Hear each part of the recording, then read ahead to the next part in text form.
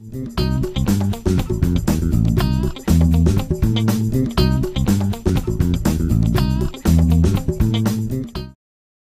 we're going to share with you a concept called spinning or churning.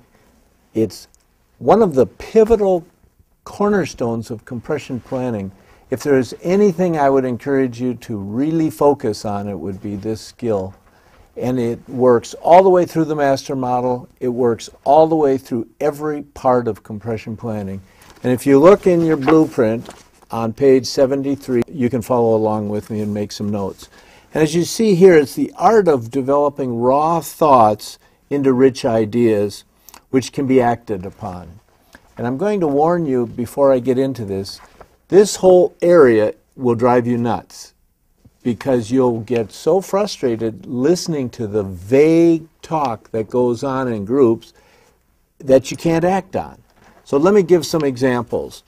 Over here, going back to the sandcastle model, I'm just going to pick one. Create a 1/4 mile lazy river for tubes. And I wrote in those, so I know what it's like. But a group will come up with, people in groups will come up with something like, well, do something interesting, or do something involving the water. Something that when you think about it, what can you really act on?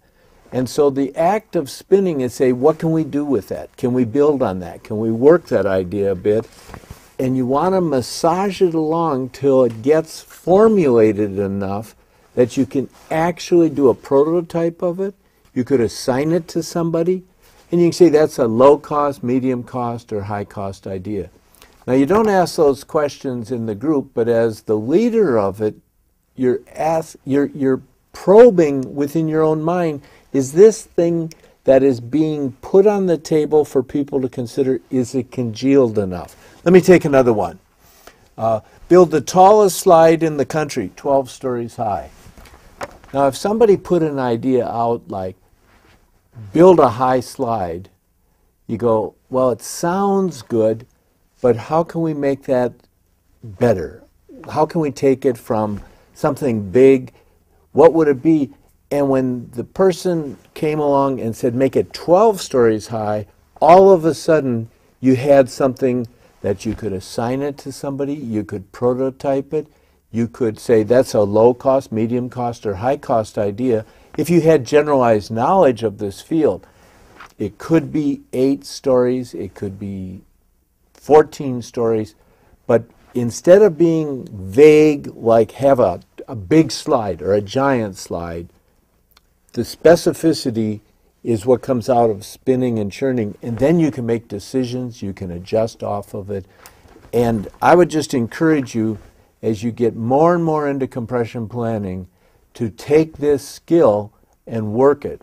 Work it from constantly listening to vague generalities, principles, and saying to yourself, how can we make that actionable? What can we do with that? Let me take one more. One more over here. Okay, install a slide which is 1 block long. And frequently you'll get descriptions in group or you'll get ideas. There'll be one word, long. What is long? What are you talking about when you're when the discussion is around build a slide? Let's have long slides. No, let's build one that's 1 block long. At that point, once again, you can prototype it, you can assign it, and you can massage off of it. You can work from an idea like that. But something like, just make a long one, you can't go anywhere with that. When you're leading a compression planning session, a trick that can help you when the discussion is vague, it's going all over the place, is just say to the person who's talking at that moment, put it in terms like I feel, I think, I believe, I'd like to. And frequently what will happen is that leads to the verb. I've even put that up on the board as a cue. I think, I believe, I feel, I'd like to. And from there, the only place you can really go is into an action idea. Another trick we've discovered in the last year, Pat came up with this. When you have 1 to 3 words on a card, frequently it's so mushy you can't do anything with it. 8 to 10 words on a card tends to give you something that is unique and specific and fits the criteria of churning. So when you look at the boards that you're developing, the storyboards, if it's filled with lots of 1, 2, 3 word things, I guarantee you you're not into a churning mode. But when there's 8, 9, 10, 12 words, it tends to be richer, tighter, and something you can really act on.